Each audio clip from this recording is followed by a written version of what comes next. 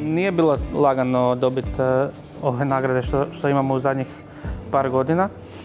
Prvenstveno naše vinske karte i u Alfred Kelleru i u Matsunokiju su prepoznate od najprestižnijeg svjetskog magazina i magazina koji dodjeljuje nagrade restoranima i sommelierima za vinsku kartu, Wine Spectator.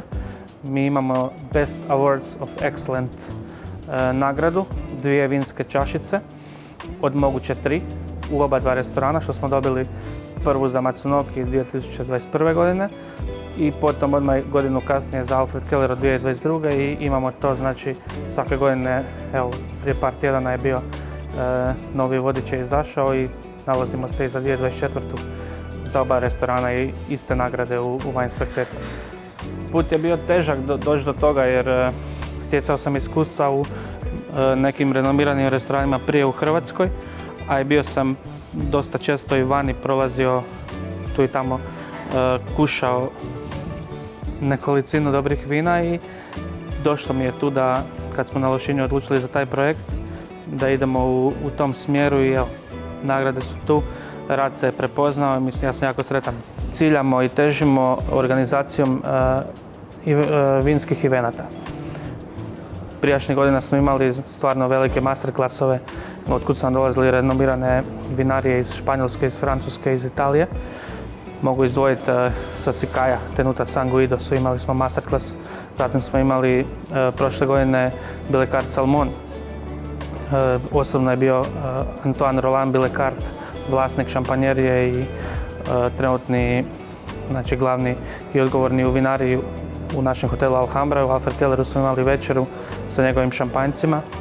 Svakako imamo jako dobar odnos sa susjednim vinarima iz Slovenije, posebice Domain Marijan Simčić, Movija, Edi Simčić, s kojima iz godine u godinu širimo suradnju i dižemo tu vinsku priču na viši nivo, pošto su naši gosti sa balkanskog područja, iz Srbije, Bosne, Hrvatske, Slovenije tu zastupljeni. Naravno da im je to posebno drago kad imamo tako nekog u našim vinskim kartama i usput ga uživo dovedemo ovdje da se upoznaje s gostima i da kušaju vina. Vinski podrum se, ja uvijek kažem, vinski podrum se ne kupuje, nego se vinski podrum gradi s godinama.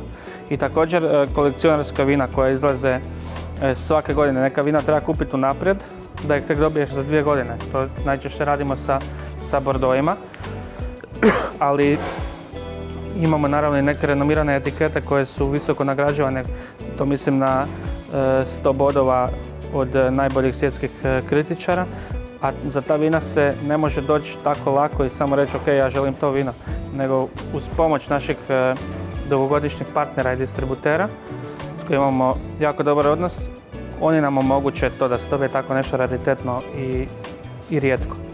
Tako da, evo, to je stvarno posebno meni čast kad tako nešto dobijem i kad se mogu pohvaliti s tim što imamo u našim kartama. Prvo, treba imati strast. Znači, ako nema strasti, ne može se biti dobar sommelier ovako ko će raditi po špranci, po knjizi. To za mene nije sommelier, znači prvo treba biti kao prvo da voli, treba voliti vino, treba voliti raditi sa ljudima, sa gostima i tu iz dana u dan se stvarno ta strast i više diše i budi i onda sve samo dolazi od sebe.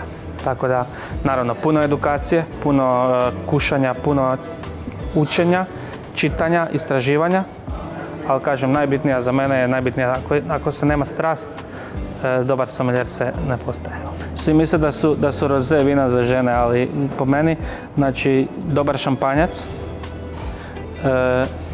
opet će neko reći da je roze, ali ne, znači dobar bijeli šampanjac, kvalitetan, kad vidim da žena to pije da naruči, znači to je to što ste sad pitali, ali naravno i neko vino iz Burgundije, znači jedan dobar Pinot Noir koji je nježan, elegantan, to je meni najbolja preporuka za žene koja ima stav i karakter. Moja je Riesling definitivno. Riesling iz Njemačke, GG Grand Cru, znači to mi je bio prvo iskustvo u Rovinju. Kad sam počeo raditi, bio sam još učenik na praksi i došao sam u jedan renomirani francuski restoran, je tada bio. i radio sam sa trenutno tada najboljim hrvatskim somelijerima i dali su mi na slijepo kušanje jednu čašu sa zlatno-žutom bojom unutra. Vino probao sam, naravno da nisam znao, jer sam se prvi put susreo sa takvim vinom i to, ali od tad kad sam probao taj Riesling, taj tip Rieslinga, to mi je definitivno prva vinska ljubav i uvijek ga rado pijem. Naravno, obožavam šampanjce, obožavam Pinot Noire, obožavam Barbaresco, Piemont, znači vina iz Piemonta, iz Italije. Volim svakako vina iz Toskane, posebice Brunello di Montalcino, ali ako će mi pitati neko za najbolje vino, najdraže što bi pio, Riesling.